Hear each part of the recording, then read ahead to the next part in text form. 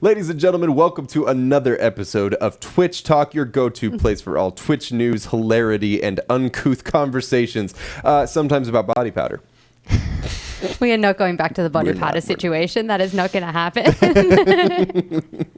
If you missed that, guys, that was from last week's episode. You do not have to go back and check it. Or don't check out the VOD. For the sake of my dignity, please do not check out the VOD. We've got two great guests. Who's we got on the We have FutureMan and General Mittenz joining us this week. Hey, guys. Hi, everybody. What's up, guys? How are you guys doing? Doing good. Just fighting a good fight, trying to save the future like I always do. Obviously. Fighting a war against stress, anxiety, and depression like you do. That's what we do. Mm-hmm. Now, for those of you in chat that are wondering, we're having some issues with General Mitten's video. This is seriously ironic. Really. This was like the big coming out, like, all right, I'm going to use a video cam. Like, I still call it a video cam. It's not a webcam. It's a video cam. It's different. And yeah, that backfired, so here we are. It was so close. We were so close, and then fate had other ideas. Frankly, I just wish that, like, the picture of the cat that we've got in your place, like, the mouth moved up and down as you talk. We have a GIF of that. I totally should send you guys, like, a GIF. Damn, oh, my God. Or a GIF. Just have that going constantly, so even if it doesn't sync up, it's still going. It's never too late. It's like a Godzilla movie, exactly. Mm-hmm. You're like the one guy that's okay, though. I mean, there are other streamers that don't use cameras, but, like, it's fine. You got the cat image right there. That's you. You're the cat. Mm-hmm. Absolutely. It's the same with, I would argue that Skin Teen has very much a same type thing going on. But yeah. Have you guys ever watched Cryotic? Better known as Cry. Cry is one of the few like famous YouTube personalities that has literally never shown his face. He's just got he's got like a stick figure basically that acts as his avatar, and he just doesn't give out his name, his face, or anything. Interesting. Yeah, I've never seen his face. Mysterious. And mysterious. Yeah, makes you wonder. Very mysterious. I like how he just goes stick figure. Like, of all things, he's like, that's it. Yes. On the plus side, it doesn't give away any identifying characteristics. So if you're trying to be anonymous, that's true. A stick figure. He's a tall, thin man with a big head. Like what are we gonna? Who's perpetually quickly go smiling. get him. Now, for those viewers that don't actually know who you guys are and how you got into the sort of Twitch streaming business, can you talk a little bit about how you got into it and why? Sure. Chris, do you want me to? Yeah. All right. Sure. Yeah. So I found Twitch back in 2013, kind of just looking for different gameplay videos on Battlefield 4, and found a link, brought me to Twitch, and I didn't know anything about it, and was just like, what is this? This guy's playing live. There's like 2,000, 3,000 people watching this person. This is crazy. And I bookmarked it, and a couple days later, it's like, let me go back. I want to see some more gameplay there. I was looking at Battlefield 4, which, if you know, maybe the release was super buggy, and I was like, should I buy it? Should I wait? I had fun with the other games, but I'm hearing mixed reviews. And I came first for the games, and then I was like, chat is hilarious. Like, this streamer is really cool. Yeah. Let me just kind of explore, and from there, I started exploring all over the different games, and I saw channels, big channels, small channels. I noticed that some streamers had very professional setups with green screens, and everybody had their own different little style, and what really blew my mind was people were doing stuff like having intros and countdowns, and they had all music and cool animations. I was like, people are running, basically a small TV show, like their own little mini TV show, and I was like, this is incredible. And then I started getting curious about how to do that. And so I just started, Googling stuff. I was working as a teacher during the day, and just, in my spare time, just for fun, was like, let me see if I can figure out how to stream. And I started streaming, and it was a really shit stream. It was pretty bad. Word. Hey, I'm streaming. There's a little ball microphone, that blue, white ball microphone, and low quality audio, but I was like, hey, I've got it, I'm figuring out. That was kind of like the stepping stone right there for me to figure out all of the mistakes, and to figure out, okay, how do I improve it from there? And then, this is in 2014, at the beginning of the year, I'd built a PC and stuff, and I decided, this is crazy because I'm streaming for 5 or 6 hours here, and and it's fine, but I'm only getting like 2 or 3 people that are coming in, and maybe if 1 or 2 stays, I mean, that's great retention if you only get 3 people clicking in. And I started thinking about, how is Twitch set up? Twitch is set up very, it's skewed a little bit towards the top. Like, it takes a certain type of person to want to scroll down and kind of look for somebody else. And then there you only have like maybe 30 seconds to convince someone to stay or not. And even then, who knows if they're going to stay in the long run. So I was like, I'm going to do something completely different. I'm going to do something just weird and strange. And the green screen, I was like, I'm going to bring something completely new. And that's where I just sat on the subway every single day. It makes me think of like Eminem writing like the lyrics. I was going to say, you were like Marshall Mathers on this thing. You're like, I was that guy. Yeah. Writing down ideas like Subway Man, like Submarine Guy, Moon Man was just like, bad idea. Was man in like every idea you came up with? Submarine Man? Like Subway Man. Yeah. Pizza Man. Subway Sandwich Man. At some point. But I was like, let me do something different. And if somebody comes in and they give me an extra, 5 minutes just to be convinced that they're interested, that what we're doing is different, and that I'm like having fun and then they're having fun, maybe they'll want to come back. If not, maybe they'll even click follow and they'll bounce out. You never know. So it was just an extra thing that was just a little bit different. And so I like spent time making these crazy backgrounds, and I went around New York City and filmed an intro. I really took time to try and make the audio and visual, as top notch as I could, to make something completely different. And I've had like a lot of success. I've had a lot of success with that. In a world on Twitch that is completely saturated, there's so many streamers now. And everybody's going to have their own path and their own journey on Twitch and their own goals as well. But I wanted to make like a community. And I feel like this is a creative outlet for me, and now it's turned into a full-time thing. And so that has been the long and short of it. That was like, not the shortest way I could describe it, not the longest either, but that's me on Twitch. I'm on Twitch, been full-time for about a year now, and I'm having a really good time. That's awesome. Congrats. Very cool.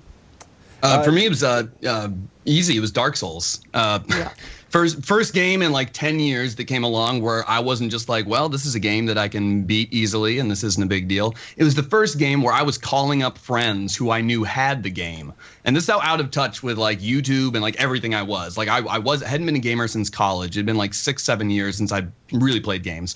And I had a buddy that I knew owned the game because he told me to pick up the game. And so I'd be calling him like every 30 minutes, like, dude, okay, there's a thing that looks like it's a big rock that's kind of gray. And like, I'm trying to like explain things in the game to him. And he's like, yeah, I think you go left. I don't know. So finally I started just looking up YouTube videos, looking up Let's Plays. I stumbled across ADHQ, Awesome Games Done Quick. And they're speed running this game in like 53 minutes. And I'm like, you guys are amazing, and, and I start watching all these other different ADHQs. And then pretty soon it's, oh, well, come follow this guy on Twitch. And you keep hearing all these Twitch handles. And I'm like, what's a handle? And I figure out handle, it's like a name. And then it was like, oh, a Twitch handle. What's a Twitch handle? No. But seriously, everybody's on Twitch. So I ended up bouncing over to Twitch. And of course, what game am I still playing? It's Dark Souls. So the first thing I went to was the Dark Souls streams, which automatically feeds into the variety casting. So within a week, 2 weeks, I'm watching the Holy Trinity. I'm watching Man vs. Game. I'm watching Ezekiel the Third, and I'm watching Excessive Profanity. Like, that's who I'm watching. I'm the Holy Trinity. And a ton of others. I got rooted into like a really amazing community. It was a small-time streamer who wasn't partnered, but he was holding down like 100+ viewers. He was holding down triple digits every night, and he was streaming every night, like 12 hours a night. Got really involved in that community, and within 3 months, I want to say, I was like, this is what I want to do, because I was a mod. I was a mod in that community, and I was his video editor. I made his YouTube channel. Like, I was just really, really passionate about it. And I ended up launching my own channel. This would have been March of 2014. I launched my own channel and went at that for 14 months. And slowly, I went at longer than Chris did, but not a whole lot. Well, Chris, was it like 7 months that you went at the old channel? How long did you? Before going. Before FutureMan, before changing things up. How long? Like 4 months. 4 months. All right. So I was at it. Yeah, 14 months. it was a long time. Like it was like 4 or 5 months of like not streaming and exactly. and prepping and everything. So it was like a long time. Yeah, it was a long time. A lot of prep though, right? Yeah, Before Future Man. Yeah. Same exact thing here.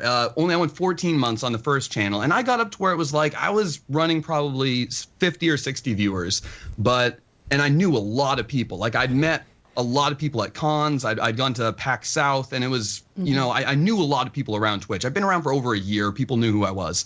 And then it finally all kind of occurred to me that basically things started to really go downhill, and you know I was finally getting like sub 20 viewers, and that is a blow to your self-esteem. That's a blow to like, what am I doing wrong? And you know in the back of your head that you're doing something wrong, but of course you start blaming outside influences like, oh, Twitch, it's a corrupt system where only the people with a lot of views get, you know, you get really negative, you get really down on Twitch, you get down on other streamers, and I just frankly wasn't in a good place. Then I saw an episode of Dropped Frames with Chris, aka FutureManGaming, was on there, and he was like, "Yeah, dude, I just started over, man. You know what I mean? You know what I mean? I'm from the future. It's not a big deal. You know, come here, save you know from games. It's you know, gonna nerf them, nerf squad. It's cool. That's right. And it was just like, yeah, right on, dude. And the funny thing is, that's what showed me that I could like totally restart. I was like, wait a minute, this guy wiped the slate clean. Like, not even looking at his old channel. I've never gone back and tried to find your old channel or anything like that. I was like, this guy, if this guy could wipe the slate completely clean, at this point, 14 months in, I know what everything that I would do differently. I know how I'd set up a new channel. I know how I would do this.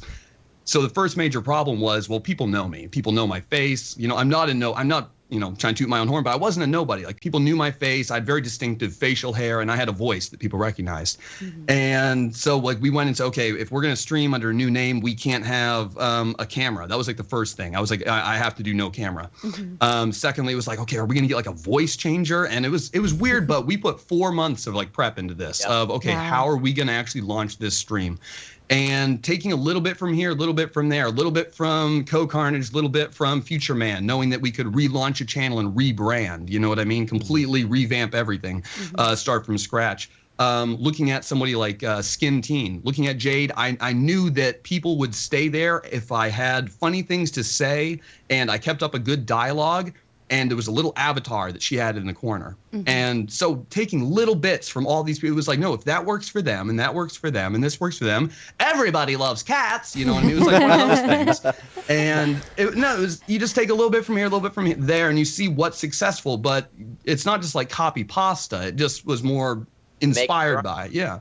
And you really made it your own. You know, I didn't call up Future Man and say, hey man, I want like a where do real, I get the glasses?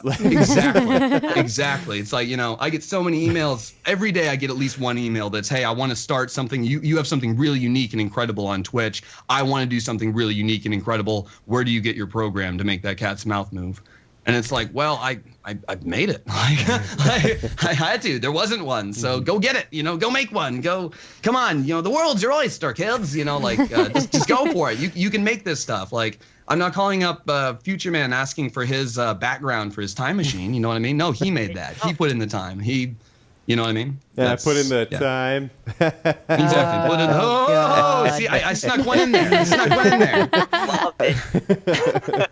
No, but yeah, and we've been at this point going since we launched, I think, 3 weeks. We just had a completely cold launch 3 weeks before PAX Prime of last year. Oh, wow. So we were dark. We went dark on Twitch, and this, like, my life was Twitch, and I went absolutely dark on Twitch for 4 months, and then just kind of like showed up at PAX Prime and was like, hey guys, this is a 1-minute video that I have that I'm gonna put into Twitch Weekly. And I showed Shannon Z Killer, and she literally grabbed my wife Molly and I, and she said, follow me. It was more like, follow me.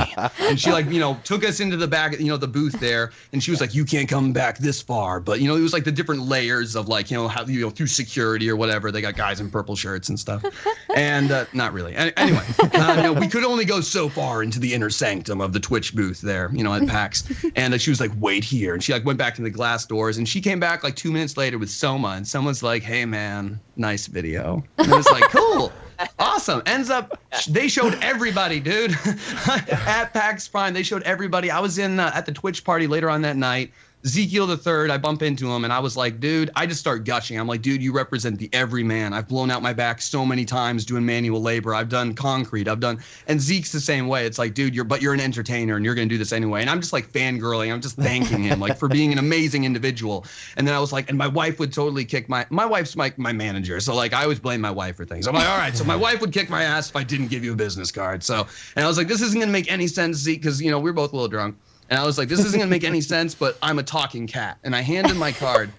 And without looking at my card, he grabs the card and he just screams loud enough for the whole bar to hear, holy shit, you're General Mittenz! And I was like, what? and this is like 4 hours after I first showed up at the con. And I had no idea. It was, yeah. And since then, it's just been, as FutureMan said, it's amazing just success. I can't, yeah. I remember running into you guys. You actually, seriously, Chris, you were the first person we saw at that con from the hotel walking to. You guys were walking in. That was the very first. That was the first day. Yeah, the very first day. Yeah. If I could give our viewers at home some pro tips, you're not going to believe this, but I'm a talking cat. Not a great pickup line. You're not going to do great with that one. No, it's not always going to work. Man, have you tried it? If they like cats enough, I guess. But wanted to go back to you guys talking about how you really went through this process to develop your stream, because I think that's something that a lot of amateur streamers don't think about, is that this isn't just something that just happens on accident. A lot of these people have to sort of find their brand. It sounds like you guys went through a very serious process of evaluating, what do I give to my audience, what's it going to look like, how do I capture me, and where does that fit in this ecosystem? Very, very much so. Everything was planned down to the follow alert, and it was one thing I want to have consistency throughout the entire channel. And it was consistency, meaning to where when we did get sub, not if we got partnered, but when we got partnered, I wanted the channel to remain pretty much the way it was. I didn't want there to have to be a big shakeup, and I didn't want to say, okay, guys, now that we have 300 viewers, we're just gonna have 300 concurrent viewers and not 30. We're gonna have to do things differently. No, from day one, we did things a certain way, and we kept doing them that way. It sounds really small and really petty, but don't have a sound on the follow alert. Don't have a notification for that. People are going to follow if they want to follow, and if people are following to have that alert, then they're probably not going to stick around. That's 14 months on another channel that was small time where people didn't stick around, and I had a follow alert that was a foghorn, and I'm not kidding. It was a foghorn, every time somebody followed. That's probably why to stick around, like thinking back, but no, but it was every little thing was planned out, like every little thing right down to it. Some things fell into place and it was just serendipitous, but I'd say 95% of where we're at today came from extremely careful, well thought out planning between both my wife and myself. So yeah, there's a ton of planning at the beginning stages. You get yourself ready to launch, and then from there you're always building upon that. Like even as prepared as I was for day one in September of 2014, the channel has come so far in terms of general technology. Even the story of FutureMan has changed a little bit as we went full time. Like, I gained power to control black holes, which is just this. I love that. That was amazing. That was amazing. I remember that. I tied it in to like the reality of us going full time, and that stuff you can't plan for that type of stuff, and that's what a stream like this allows you to do. I remember thinking when I came up with the idea that in Futurama, the amazing thing about Futurama is anything can happen, because you can't be like, oh, that won't happen, because you don't know. You don't know. It's future stuff, you know? I love that about Futurama. And so, like, it's like the perfect loophole, you know? It's future stuff. I do. Future stuff, dude. Stuff up. And so, yeah, there's a lot of planning that goes in beforehand if you want to, set yourself up for success. Some people say just like stream right away, just stream now. I'd say, have a plan going in, be prepared, show that you care about it, because when the viewers come in, it's not make or break. Some people are going to come in, they're not going to care. They're going to see you playing the game and they're going to just like it. But why not set yourself for success and show that you care? Because I think then they're gonna care more. If you're having fun and if you care about it, then that seems like a place where people might want to hang out, you know? So, and then it's going to continue to grow from there. You're just going to grow. You're going to improve the technology, and then they're going to feel like they're growing with you. It's a community thing, you know? And as the community grows, so is your everything, the brand across the board. People are excited to wear the T-shirts. People are excited when you have success. I've got the PJ Salton trophy here, and I'll pull that out. Like, yeah. So yeah, it's a lot of planning, but then it's also consistently improving. I'd say those are the two things. Okay, so what would be your advice then for a streamer that is sort of just starting and obviously something's not working, but they can't exactly figure out what element it is? What would be your advice to them to try and nail down what it is exactly about their stream that isn't working? Why are you streaming? That'd be the first question. Why are you streaming? Not because, why are you streaming? You suck. That's not the point. Get out of here! No, but seriously, why are they actually streaming? Are they do they have to entertain? Have they always been the entertainer? Are they always the center of it? Like, that's how it is for me. If I'm in a group of 5 or more people, I'm normally the center of attention, just because I have to be. It's weird. It's like I think like Zeke will say this too. It's like that's just kind of me. I have to be the center of attention. It's really weird. And this is the perfect job for me. I don't do well out in public. I don't do well. This is just why. This is what I was made for. I know it sounds really weird. I've been doing weird voices since I was 3 years old. I believe that this is why I was, This is a very good fit for me. It's not a really good fit for everyone. So the first thing you need to do is be very true to yourself and evaluate yourself. Why am I doing this? Yeah. And I know I'm not alone in saying that. I'm actually kind of just paraphrasing something that Brotato said in a video that he made in 2013 in November. And that's like those videos that he made. No, he made 2 videos that were very instrumental in me first casting, and I still point people to those videos because that's the first thing he brings up is why do you want to stream? So yeah, being really honest with yourself would be the first thing. Yeah, figure out what you want to do, what you want to make your stream into, what are your goals. Watch your own streams. I don't have as much time, but every once in a while it's still good to go back and see like what is going right, what is going wrong, and what can I do to continue to improve myself. Like, I remember looking back and be like, ooh, don't do that anymore. That was good. That was good. Make those adjustments as you go, and don't be afraid to change things up, But also, you have to stick with it. Things are going to take time. Yes. I think my journey to, being a partner and was relatively fast, I'd say, in terms of Twitch time. 6 months. These days, I mean, some people they're gonna be partnered faster. Some people it takes years and years. 5 months. It's gonna vary every single person. And you need to figure out what your voice is and what you want to be about, and then just keep at it and just remember, if you're having fun, then the viewer most likely is having fun. That's the most important thing. People come to a Twitch channel, unless they're watching competitive, but there's different communities, but people come to my Twitch channel because they want to have fun. They want to be a part of a community that talks about games and comics and movies and pizza and then the future and saving the future. That side note, we're trying to save the world, of course. To do, yeah.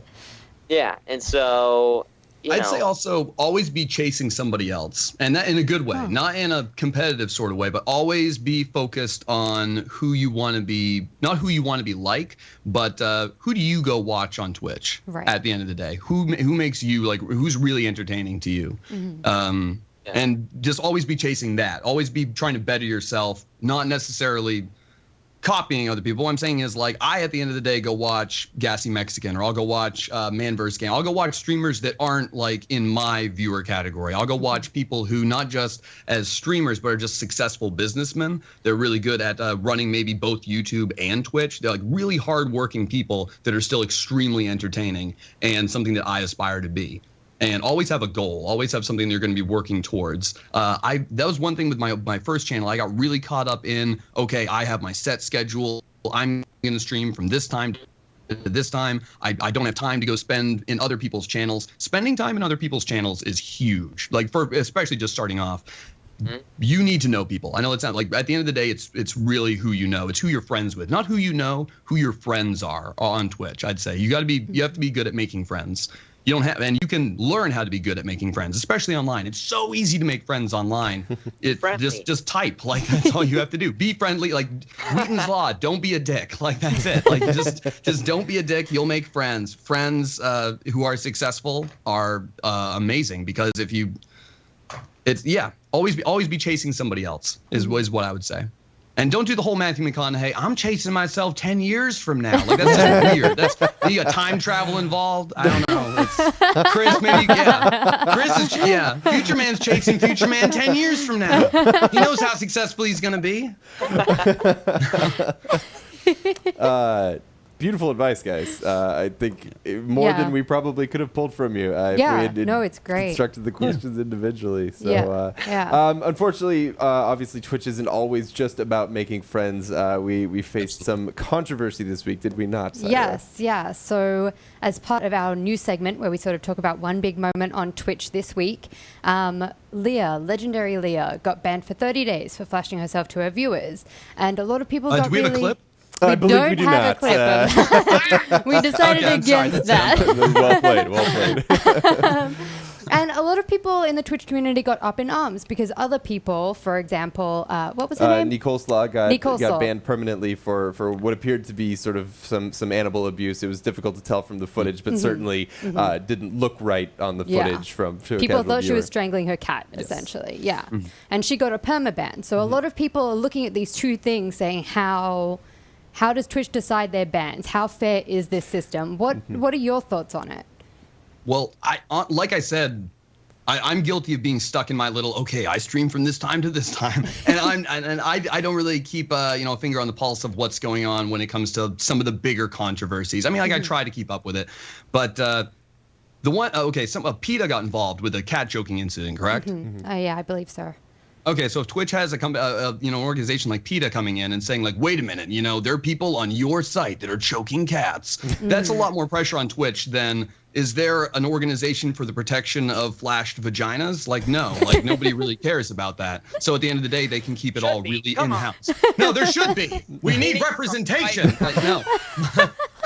But no, you see what I mean. Twitch has a lot less outside influence, a lot less outside pressure, so they don't have to deal with it as harshly. Personally, that just objectively, I would say that's probably why we're seeing less harsh of a ban at the end of the day. But at the same time, outside influences, you want to talk about what does the layman think about Twitch?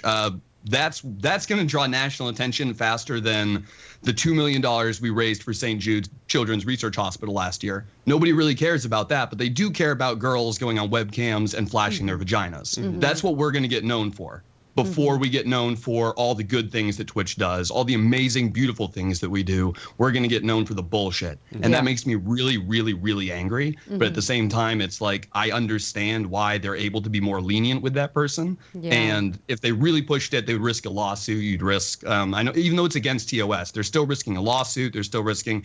But when you have an organization like PETA, PETA's not a small organization. So like they come in, they're like, okay, you have, obviously they're, she's choking the cat. They're like, yeah, get out of here. We don't want them on our back. That's personally what I would say. But once again, I'm not 100% informed on the situation as far as the flashing. So Flashgate 2016. Flashgate 2016. Exactly. Yeah, I don't know. It seems like these controversial things come around every once in a while, and I'll be checking Twitter, and everybody's lighting up, freaking out about it, and I kind of just stay out of it. I've got my little corner of Twitch, and that's everybody, I was telling you guys, I'll get the popcorn going. Sometimes I'll be like, okay, all right. Twitter's going off, I'm going to defend this person. I'm gonna get really mad, and let's tweet at each other in 140 characters. It's like, okay. Oh, yeah. 140 character, Spitfire. So I like to, I see that stuff, but I don't really weigh in. I don't really weigh in on that stuff very often. We don't bring it up in my chat, really. It's Twitch drama, and some people are gonna love that, but that's not what I'm about. It's not what the community's about. And I feel, there's people at Twitch. They got that's a tough job. That's a tough job. Because every single choice that they make, there's going to be lots of consequences, and there are going to be people who are going to be upset. But you have to make those tough decisions. And in this type of stuff, man, the rules can only be so clear. It can be like, if you squeeze your cat at this much, like at a 38-degree angle for more than 3 seconds. Like, yeah, exactly. Yeah. So it's really tough. And I just play video games and have which fun. isn't that tough. Like at the end of the day, we have a pretty awesome job, and we can keep it really awesome if we just stay out of the drama. And to be fair, that does sort of seem to be the focus of Twitch with these bans. Their length, is debatable. Obviously, Grosscore getting permabanned for slander, that's reasonable. If you show somebody doing something illegal activity on Twitch, like that's criminal evidence. Those are things that you don't want on the platform. But the focus for Twitch, regardless of the consequences, seems to be, let's keep the focus on the people that are doing cool stuff instead of letting it drift off to a girl was wearing the wrong shorts at a time when she decided to get off her couch. Those because these are the things that we want to talk about. There's a reason that we have people like you on the show, is because there's so many great things about Twitch to talk about. Yeah. Let's focus on them. Let's focus on the positives. I think it is really important. I 100% agree with what you're saying, but that's what you're saying is we focus on this. But we're all Twitch family. We're going to focus on the positive. What I think really need to start being aware of, especially if we're starting to try to quote unquote compete with a website like YouTube, we really have to step up what outside layman public. Looks like we may have lost General Mittenz in the middle of a particularly insightful. They referred to Twitch, they referred to Twitch as. Oh wait, what? Am I back? We lost you. You went robot. A few seconds. I went robot. You went what robot. Was I saying? You were basically what we need to do is. And then we lost. What we need to do is. It was a time glitch. My fault. It was a time glitch. Time glitch. But go ahead. No, but it's all about outside perception, and that's what we need to be more aware of. It was within the last, I think, 3 or 4 months on MTV, they actually brought up Twitch, and the only thing that they said on it was, "Oh, it's a website where girls," and then they left a pause and said, "Never mind." So that's the outside perception that people are having of Twitch, a website where girls. Oh, never mind. Well, that's going to obviously raise hours. Given the billions of hours of content that has happened over the course of 10 seconds of it, maybe a total of a minute across all of Twitch. So to make that the highlight seems but unfair. Other people are going to make that the highlight, is what I'm saying. It is unfair, and we are going to be judged unfairly, and we have to realize this. That's the reality of the situation, in my opinion. That's the reality of the situation, is that we are going to be judged unfairly. So. It kind of stinks on the one hand when you know that 99.9% of Twitch streamers are just here trying to do a good thing, and it's all about family, and it's all about love. But then it's that 0.01% that is going to be focused on. It's going to be, oh, well, what about this? So it's definitely an issue, and I see why there's so much controversy behind it, obviously, because this is, it's a PR nightmare. It's what it is. And like Chris said, oh my God, I do not envy Twitch staff. That's one thing. Another, as far as a streamer, coming from a small-time streamer, I've had just my respect for Twitch staff has just skyrocketed in the last year. Like before partnership, before we even started this new channel, it's just like, holy cow. Like I don't even want to work for it. Like I used to want to work for Twitch, but at this point it's like I'd rather do my own thing and work for my company. You guys have big boy stuff to deal with. I don't want to deal with PETA because somebody's choking out their cat. Like, no, dude. I have to hear from those guys enough. Well, I think that's I think we put a nice little bow on it. Thank you so much. Yeah, thank you for your thoughts on that. It's a very tough topic, and it's one that has been widely discussed inside and outside of the Twitch community. And one of these times, I hope that we can discuss something hilarious that happened on Twitch instead of controversy. Because last week was a controversy too. I know, but it was only the last 2 weeks. That's true. We'll get back to the amazing stuff on Twitch hopefully soon. So someone do something really amazing. Really amazing. Well, hey, look, and knowing Twitch Play Live starting today. That's amazing. That is That's true. Pretty cool. Yeah, St. Jude Play Live starting today. That's one of the more amazing things on Twitch. Did you guys both go to the St. Jude gathering? I went to the summit this year. Yeah. FutureMan, did you go last year? I did not go. They invited me this year. I was hosting in Seattle at the Twitch booth, and so I couldn't make it, unfortunately. But I plan on going next year. It looks like an amazing event, and I think that's because it is an amazing event, right? I mean, it's very incredible. As a time traveler, do you mean that you already went next year? I went. It's so good next year. Oh my! Oh my God, you have to go. I just went the next 5 years just in a row. Just now. Loved it so much. That's what my audio glitch was. Did them back to back. Yeah. I liked it so much. I went straight to the next one. Time travel sounds awesome. Okay, so going on to something I guess a little bit more fun. If you could actually time travel, where would you go and why? Don't you mean when would he go? When or where? Yeah, where? Where? Yeah. Okay. I'd probably end up inside a black hole. Knowing me, that's probably where I'd end up if I tried time traveling. But yeah. I would probably go. Let's see. Oh my gosh, I would want to go and I would want to go maybe 100 years into the future, just because. Think about how much, technology has been developed in the past 100 years and how different our world is and how fast and rapidly growing everything is. Cars are going to be driving themselves. It's going to be insane. It's going to be so cool. Video games in 100 years. What I was is going to say, imagine Twitch in 100 years. People will be watching people on VR, you'll literally sitting there on a couch with them chilling. You'll literally have to put out, extra couches in your room so people can virtually sit, in your room. So clean up. Yeah, clean up your room. Everything's going to be crazy. I would go and check out the future. I'd go check out the future just because it's the unknown.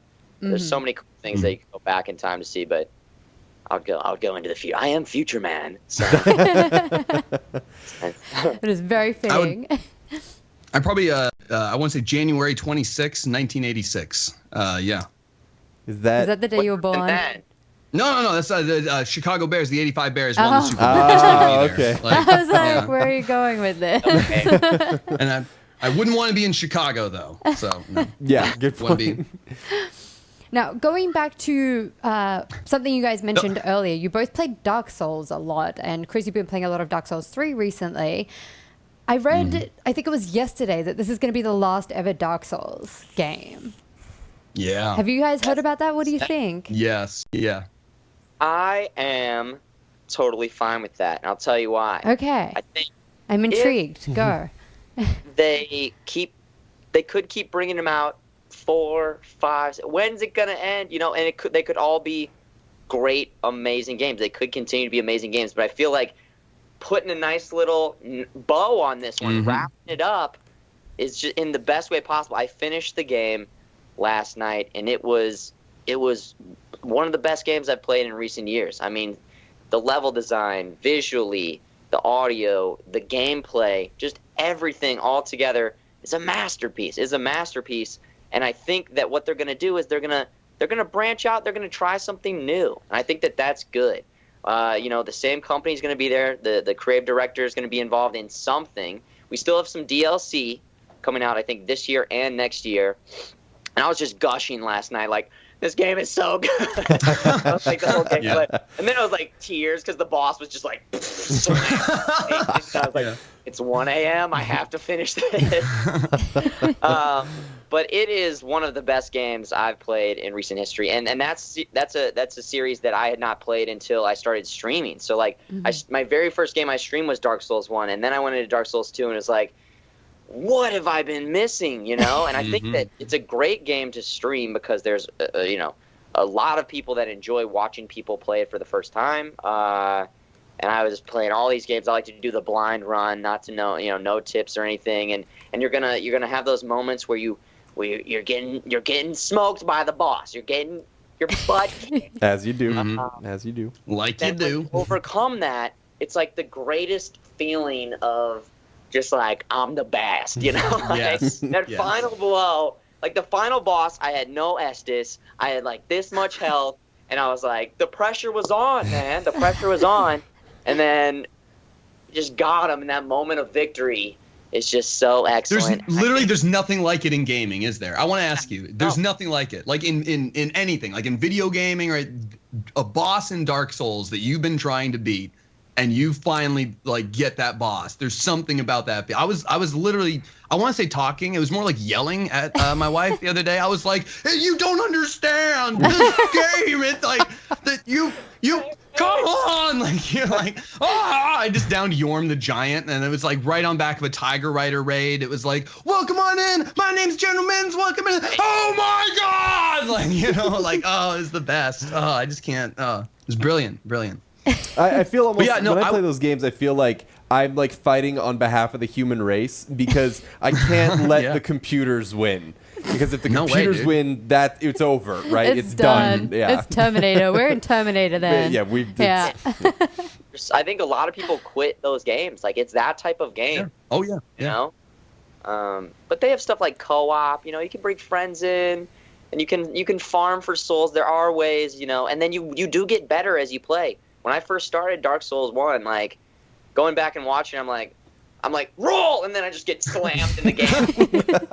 What was I doing? It's funny you say that, because on my stream we just started playing Dark Souls like, you know, a week and a half ago or something like that. Dark Souls 3. I probably have 1,000 hours between Dark Souls 1 and Dark Souls 2. So I pick up Dark Souls 3 and it's like it's natural. You know what I mean? Like I just play the game, and it's like, yeah, nothing's really changed. I need to learn new maps, new enemies, you know, a few new weapons, whatever. But yeah, and people were like, you know, wow, you know, you're doing better than I am, and I've been playing this. I was like, no, I have a lot of hours, not in this game, but in a very similar set of games. But no, I think Dark Souls, I'm really glad that they're wrapping it up with 3. I just to, you know, reiterate basically what Chris said. Yeah, I'm honestly, I'm really tired of, you know, 4, 5, 6, and I'm just these huge chains of games. Dark Souls 1, 2, 3. You have Demon Souls, and you have Bloodborne. You know that they can do. I think Bloodborne, I think, is a perfect little example of, no, I'm not afraid at all if these guys want to step outside the box. Like Dark Souls 1, 2, 3, beautiful. I like Dark Souls 1 the best. I haven't beaten 3 yet, but it's coming up quick. Dark Souls 2, I like playing better mechanically. We could really get into this, but they're beautiful, amazing games. But so is Bloodborne. Bloodborne was incredible. You know what I mean? So we know that they can do other amazing things. I'm really glad that they're wrapping it up and they're going to move on to something else. I'm really tired of the industry just kind of oh, this works. Okay, copy paste. Money. Yeah. Gears of War 4. We don't need Gears of War 4. No, we don't. Yeah, nobody. That's my opinion. That's just my opinion. But you know, I mean, we don't need that. Let's work on something else. You know, think outside the box. Can I just be a cat or something? I don't know. Yeah, exactly. Can I just put this out there? Actually, no, wait. Actually, I read the other day that there is a game coming out in which it's set sort of in a dystopian universe or in the future, and you are actually a cat. Like what? There you go. I can't remember what it's called. If I find it, I will let you know. But that is happening. No, that was There's actually co-op. General Mittens were playing that game.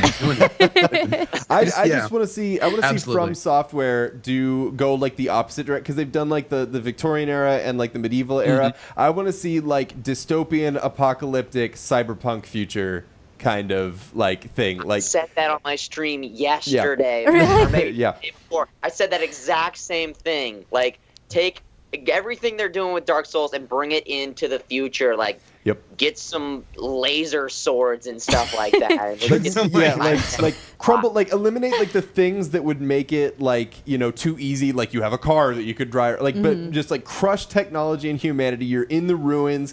The technology still exists. It's just like the power grid's failed and stuff, and you get the same like dread feeling of Dark Souls. I think it would be amazing. Brilliant. I hope they do that. That's exactly what I was saying. I was just going on and on. Yeah. So speaking. Someone said Space Souls, yeah. Space Souls, oh God. So speaking a little bit about new games, and E3 is coming up soon. Are you guys going to be streaming, commentating that? And what are you looking forward to? Ooh. I hadn't planned on it, but now that you say it, it's like, yeah, I remember spending last E3 watching Excessive Profanity, Cody Hargraves, and that must have been a crazy time for him. I know that he streams at crazy times, but he was interested in like 2 games and like that were going to be at E3. So every other game, it was just like, fuck off, you know what I mean? Just like yelling at typical Cody style. Exactly. It was just Cody like being Cody, and like that's what I spent my day doing, was watching Cody react to like all the stuff at E3, and it was brilliant. So that could be a ton of fun with the community. Like, I might do that. I might, it'd be interesting. You should. I've done it a couple times. Twitch just, in the past year has started allowing people to do that, and it's actually a lot of fun. It's a lot of fun for the community. It's a cool concept, and I'm definitely going to do it if I'm not there. I might go this year. Might try and go and check it out. I've never been, and I'm interested to see what it's all about. I know. So you get mixed. Some people will be like, it's too crazy. You can't get to see the games you want to get to see, and at home it's very, here's this awesome thing we're bringing you to this. We're bringing you this. Kind of like a sports event, though, where it's like... It's literally like the highlights almost. Being there. Yeah. But at home, now that you've got the big screen TVs, you're watching football, and they've got all the angles and the commentary, Yeah. Both are really good. Both are good options. Soon, but I've never, soon you'll never go to been E3 with like a VR head, like an augmented reality like headset, and you'll like look at a game and you're like, well, I won't get to play that, so I'll just like click on it and then play it like standing here. Like, wouldn't that be cool? Whoa. Well, that's totally they're already doing virtual reality debates. Like I think the last Republican debate, this was a while ago, maybe not the last one then, but one of the big political debates, you could actually go in and do VR, and was like, that's like the most boring thing you could do with VR, but at least you're thinking. You know what I mean? You guys are thinking. That's good. They're that's innovating. Good. You know what I mean? Like, you can now attend town council meetings. People don't want to watch the debate. Let's put it in VR. Vote on the new library in virtual reality. It'll be great. Now we have a few minutes left. If anyone in chat has any questions that they would like to ask either of our guests, just post it in there and we will get to it. We do actually already have one question here. Let me see how I can word this. I'll just read it out as it is. How do you sleep? No. We're trying to lighten it. We're trying to make it nice. Do you feel like you can be successful doing the same thing from now on, or do you have to change and keep your stream fresh? In other words, how do you grow after you've got your core audience? You always got to. You always have to change. You always have to be innovative. It's not like you have to be innovative until you're partnered. Then it's smooth sailing. No, innovative people are successful on Twitch because they are innovative constantly, and that's just them as a person. They are an innovative person. They're always thinking outside the box, thinking of something else, something new, something. A lot of people, there's this idea, I believe, floating around that a lot of people are just grandfathered into success on Twitch. Sit down and pick the brain of somebody. I was lucky enough to have lunch. I keep bringing this up on my channel. I was lucky enough to have lunch in the airport with Bacon Donut.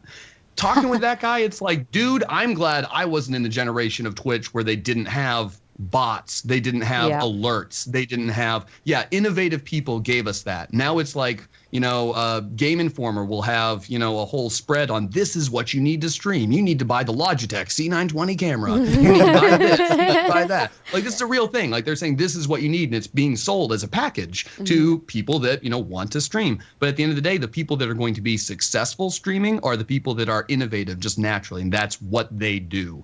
And I think basically all the top dogs are innovative people. Or, I mean, with a few exceptions, we're not going to sit here and be, oh, I think that so-and-so isn't. Like, no, 95% of the really top dogs are some of the hardest working, most innovative people on Twitch. That's why they're the top dogs. So, yes, the answer is yes. You constantly have to be innovating and thinking of new things. DJs in Space is an amazing example of that. Thank you, my man. Yeah, try to switch it up. Music, if you don't know, so I do this thing called DJs in Space where... I was going to ask you, this is your creative streams, right? Yeah. Yeah. So once a month I have a DJ come in. I mean, I love music. I love concerts. And I saw that they had a music tab on Twitch. And in the stream, we've got a lot of nice moves. And, like, we're grooving around to all these tracks. People are constantly like, Future Man, like, you play awesome music. And I'm just like, I just like music. These are the tracks I like. And, I decided let's do this crazy thing where I do the visuals live and the DJ comes in and they're spinning the tracks. We just recently did DJs in Space All-Stars where I brought back 5 DJs who have already been on. Oh, man. We did like all-day marathon. It was crazy. It was 9 hours. I got a little tired towards the end. I was okay, note to self, I cannot dance and party for 9 hours straight. I needed to put some breaks in there. But yeah, in terms of innovation, nobody had done that before. Nobody had done that before. it's fun for me. It's fun for the community. I get to tap in again to that creative side of myself, and it's super fun.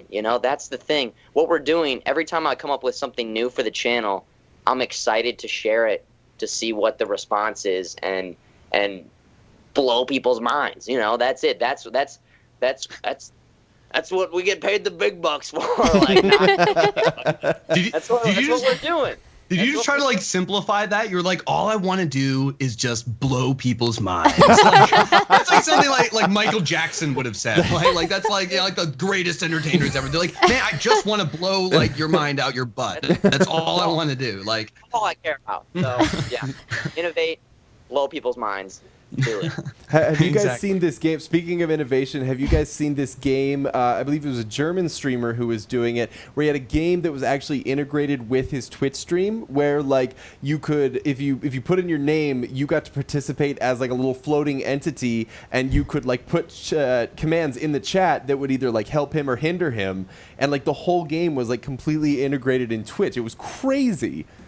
Whoa. That's very brilliant. I think Choice Chamber was the first one I heard about. That's the one. Yep. Choice Chamber. Oh, is that the one? Okay, Choice Chamber. I remember playing that in beta. That would have been. It was over a year ago at this point, but now it's actually out and it's released and it's brilliant. Yeah, and I think we're gonna see a lot more things like that. I just came up with an idea for a game like that the other day, where it's how could we integrate different streamers and their different viewer count numbers, and how could we, what I mean? I'm constantly just trying to think up new crazy ideas. Yeah. I started writing a book last week. I'm constantly doing different things. Yeah, what we should do at TwitchCon, Chris? We should get all of the big DJs that are going to be there, because I have a feeling Skrillex and Darude are probably going to be there again. We should get a live show with them DJing.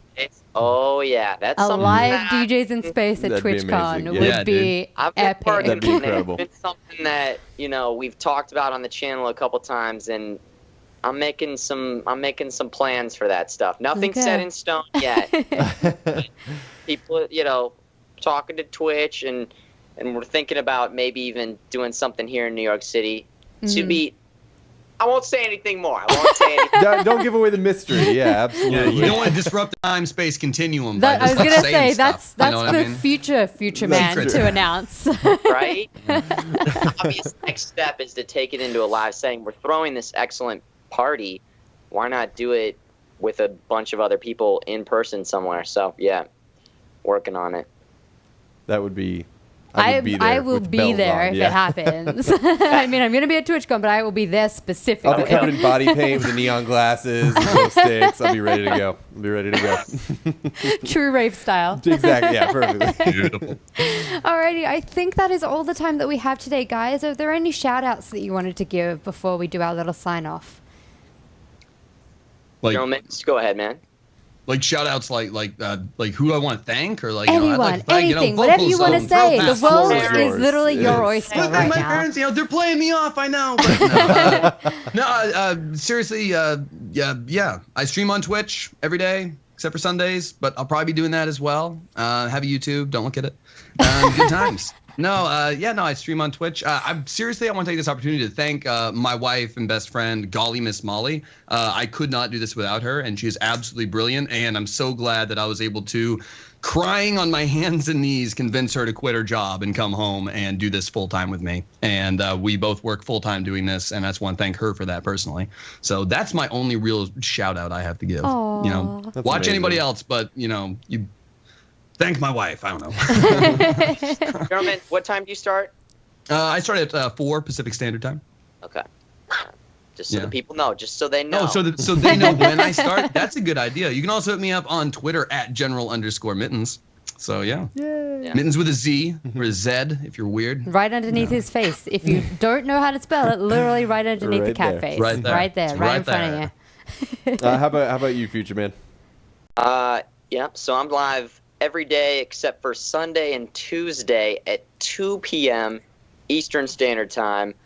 We're saving the future from evil video games, so I gotta play a wide variety of games. We just beat Dark Souls 3. It's neutralized till the DLC comes out.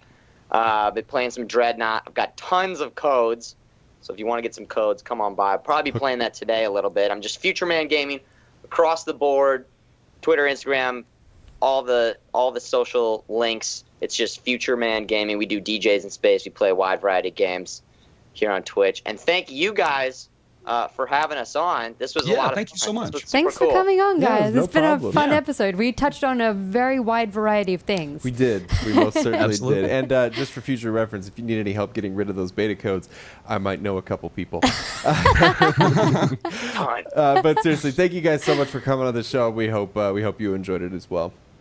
We did. Thank you. Excellent. Thank you guys. Well, thank you to everybody that tuned in this week to another rousing episode of Twitch Talk. We talked about some serious stuff. We talked about some fun stuff. We talked about the past and the future. We really covered it all in this episode, I feel. So Humanity might as well just end now. yeah, we're done. We did it. We did it, boys. We did, and we beat the robots of Dark Souls. So I feel like we did a lot of good work here. Folks, if you enjoyed the show, go ahead and hit that follow button down below the window down there. Or if you particularly enjoyed the show, please feel free to hit that subscribe button. And trust me, we really appreciate it. Plus, you get access to a couple of really groovy emotes, the .fire and .fan emotes. Check those out. They're a lot of fun. .fire. It's my favorite one. .fire is Yeah. my favorite to spam whenever something goes horribly wrong, because it's a dumpster fire. So you just spam that, and I feel like it just captures the moment. Other than that, folks, we're on Facebook, we're on Twitter with daily.esports, and of course on YouTube as well if you want to catch the video. That's going to do it for us today. I've been Ian J. Barker. This has been Syra Muller, and thank you so much to our guests. We will see you guys next Friday.